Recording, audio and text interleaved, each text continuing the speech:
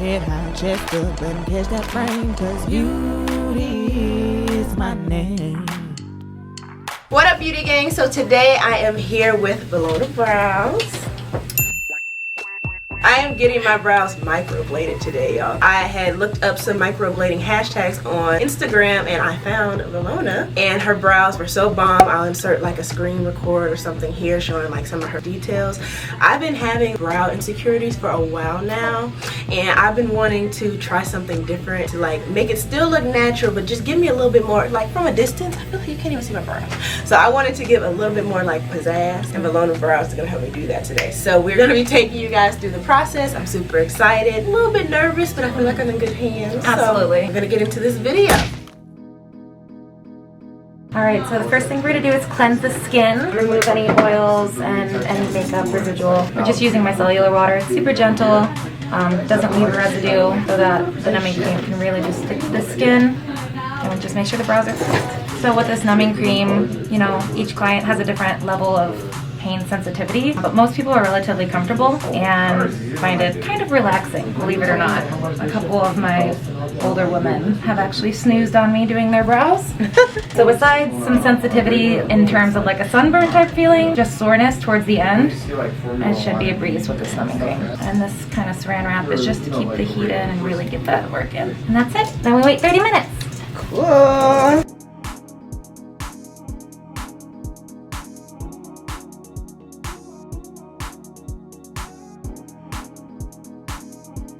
And you'll see how your skin's a little bit more pale in that area. You probably see on the pictures too. It's just what the numbing cream does. Okay. Alright, now we start mapping. It's the most important part of any brow service because that's going to make sure we have everything in place when we start working. Just like it's kind of hard to color a picture upside down, you don't want to just use your eyes.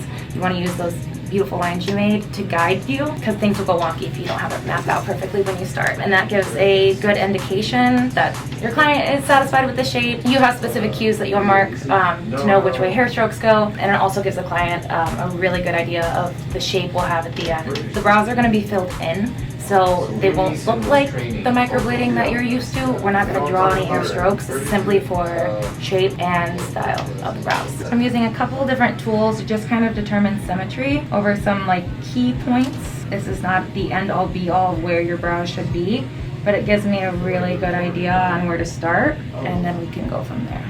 Okay, now I'm feeling where your brow bone is. Your brows are naturally a little higher than where your brow bone actually is, but it's something that suits you. I use black mapping string, Bitch & Co, BTCH. It's great. It's a pre-inked mapping string, and it helps me get my lines really straight.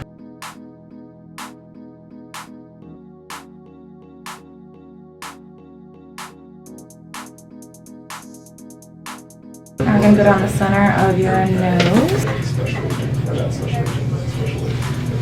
Up there in the center of your face. And then we're going off the kind of bridge of the nose, not in the nostril here, to decide where the brow should start. And again, it's just a rudimentary figure to start with, and you can adjust and adapt depending on what you like. Now that we have where your brow should start and stop, we're going to find your arch point.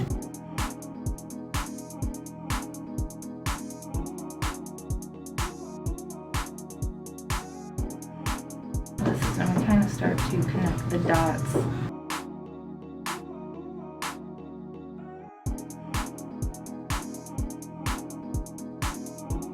And since you like everything really soft, we're just kind of ignoring those harsh angles we made and we start to round them out. Once I finish this brow, I'll just have you take a peek at it with the hand mirror that I have. And then you can let me know your thoughts. We're continuing in with the width of your natural brows, and we'll start the strokes really right inside this line, so it's always slightly smaller than how we draw it. Okay, let me hand this to you and let me know your thoughts so we can work on it from there. Wow, that's so pretty. And you're more than welcome to sit up too, because it's like give you a better understanding. Oh, I was trying to show them. Hey y'all. Like your eyebrow arch is a little higher. You think it should be? I was looking at the arch. Should it be a little bit higher? Just a little higher. Well, we're filling in this gap, so take a look on this side. Yeah, that gap is so annoying. I'm using this arch as my guidance because that's the highest her hair grows.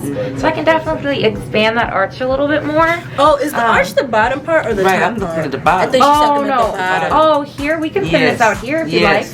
Okay, yeah, let's try that out.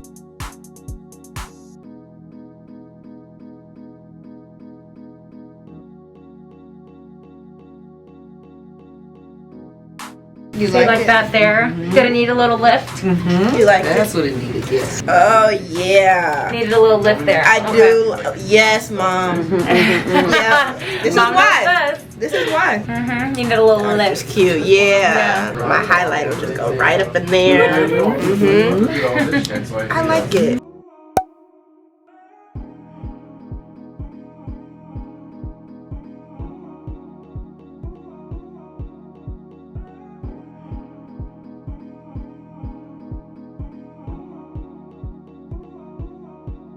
We're really almost there. That was actually a really great redraw, but you had good brows to start with.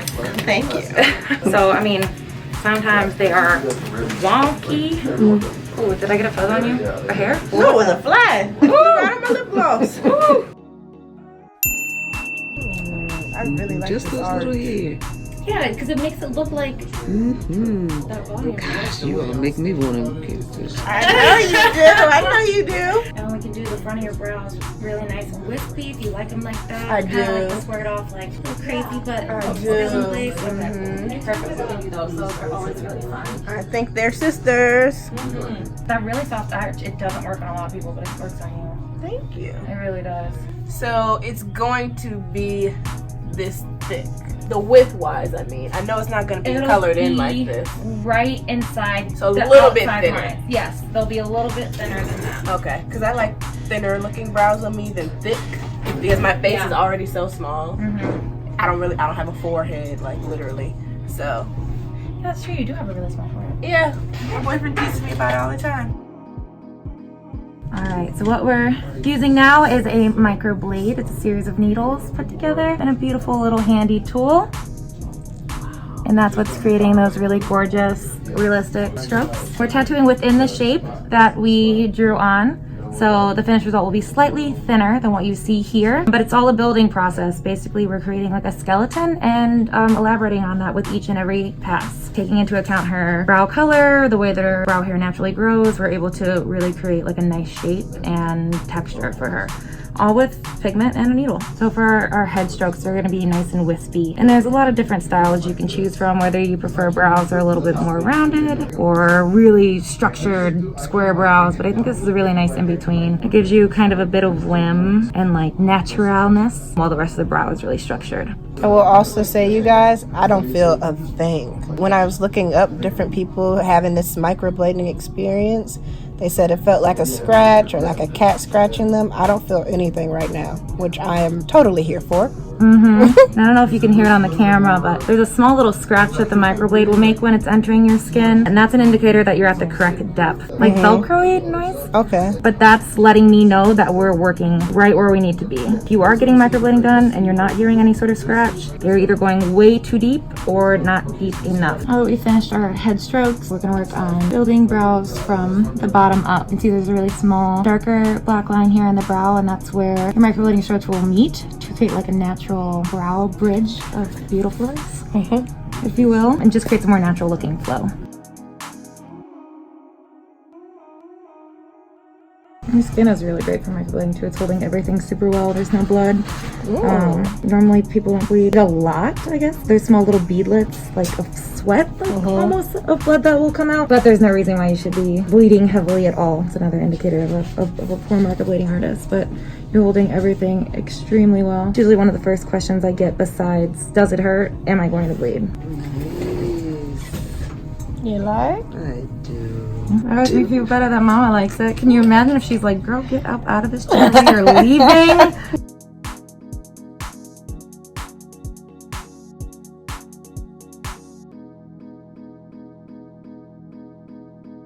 Alright, and those are the first pass on both sides.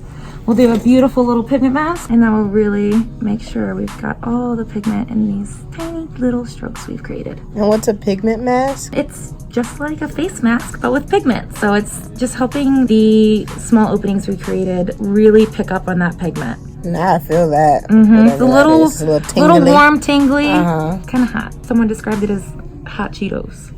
So it's a little hot Cheetos right now. So although I'm putting pigment onto my blade as I'm breaking open the skin, this just gives it a little bit more security. We're also going to go over these strokes once more to make sure that they're all at the correct depth, so they'll all heal evenly and heal nice and smooth instead of kind of breaking up or shrinking. Although that happens in some spots, and that's why the touch-up is so necessary to see how each individual heals. But going over the strokes the second time with the second pass really makes sure we have a nice smooth brow healing process. And we leave this on for 5 minutes, you said? 5 minutes. Okay.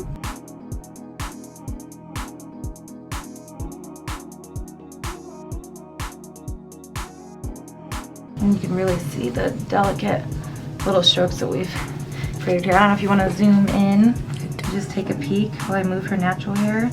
You can see those little baby strokes that we just made. And what we'll work on this pass is kind of thickening them, making them just a little bit more prominent, and then building. Oh, they look so real. Do they? Oh, wow. Wow, that's really natural. Can nobody tell me these aren't my brows? Yeah, see, wait, hold up that mirror and I'll actually move it for you. And then you could see.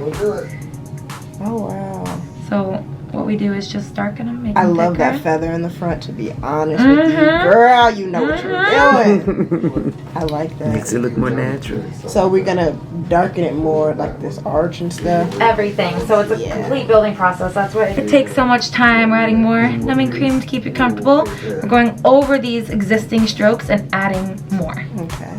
So building and building and building. I do feel a tingle now, you guys, just so y'all know. I don't know what it's from. What is that from? More topical numbing cream. So you have to apply it a couple times.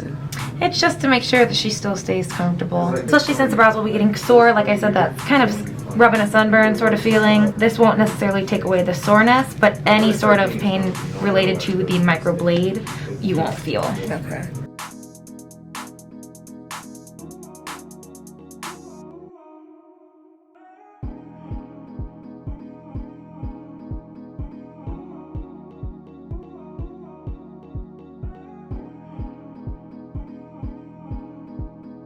Alright, y'all, so Jackie just slayed your girl's brows, though. I am shook. Like, you can't tell me these are my real brows, period. This is actually my first tattoo ever, too, y'all. This is technically a Face tattoo. tat. Got a face tat first round. Nobody can mess with me. She's got street cred.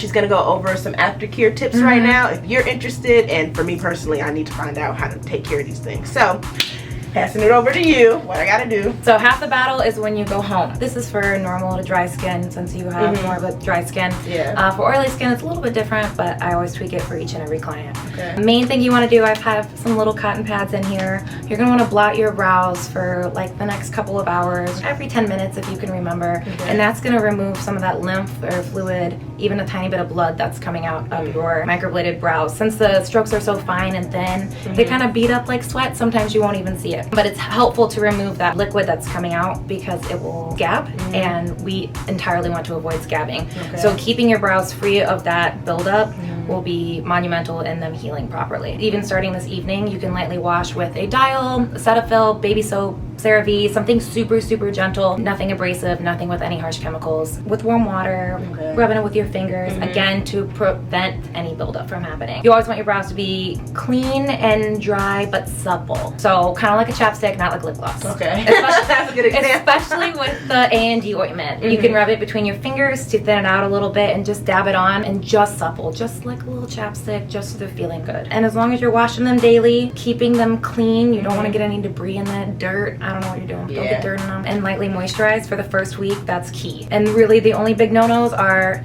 no working out, no going into a sauna, no swimming, no submerging those brows in water. Okay. For at least 10 days, I would say. Okay. Sweat is gonna push pigment straight out of those beautiful strokes, and they're gonna fade, and they're not gonna look good. Okay. So that's huge. Other than that, just be careful. They're an open wound. Be cautious. Take care of them, and I will. I'll make you Then I'll see you in proud. 4 weeks for your touch-up. Yeah, we have a touch-up in 4 weeks. So the next clip, it'll be a touch-up. But for us, it'll be 4 weeks. But yes, thank you so much. You are so welcome. You were a pleasure. Alright y'all, so today I am back with my girl Jackie for my follow-up microblading appointment. Today is November 20th, so it's been a month and some change since I was here October 11th last month. I'm gonna let her explain what's gonna happen today. So in a whole, your touch-up appointment gives me a really good opportunity to see how your skin heals in those 6 to 8 weeks. Whether you've had a little bit of problem with fading, or maybe you're more oily in one spot of your forehead, it just gives you an opportunity to tweak something. Maybe we want to be a little bit fluffier, or the color change, you know, maybe a little darker, a little bit fuller. Or if everything healed fantastic, we'll just reinforce the areas that are known to fade faster, so you get a longer brow result, and hopefully won't see me for another year, maybe a year and a half, depending on skin. 18 months. It could be anywhere in between. A yearly color boost or touch-up is most likely what you'll need, just to keep everything looking fresh. But if you like the way that it's fading out, there's no shame in waiting for a year and a half to come back and then boost there. Alright, so we're taking you guys on this process today. Let's get started. If you don't want to like sit with the numbing cream, because since we're not doing too much, I'm still gonna break open the skin. It's kind of like a cat scratch, but then I can just apply that numbing gel that we use throughout the procedure and then continue, or we can have you sit for 30 again. Oh, no, I don't want to sit for 30. Yeah, I just figured it'd be better to be in and out. It's not bad pain, it's just kind of annoying pain. And if we just lightly break you open, let you sit with the blue gel for maybe like 5 minutes on it, and then we could go again. I mean, it's just a little bit of time That saver. works.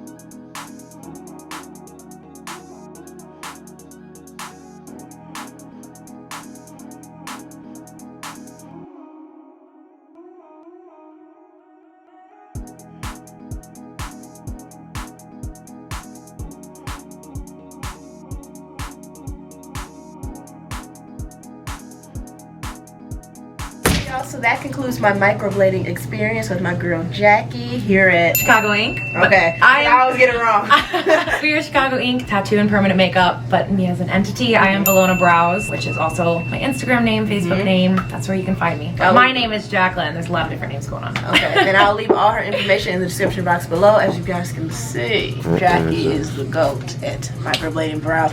We were just looking at before and after pictures and videos from when I first came, and I was like, dang, I don't even remember those brows anymore. I love this process. Thank you so much for helping me out with so this. welcome. Thank you for finding me, and it's always a pleasure having you here. All right, y'all. Until next time, guys. Bye. Move your body cause you're loving the way that you walk. Move your body if you're loving the way that you talk. One time if you're confident. Clap 2 times cause you own it. Never gave a damn about what they say, cause you handle all your business on a day by day. Head high, chest up, and catch that frame, cause beauty is your name.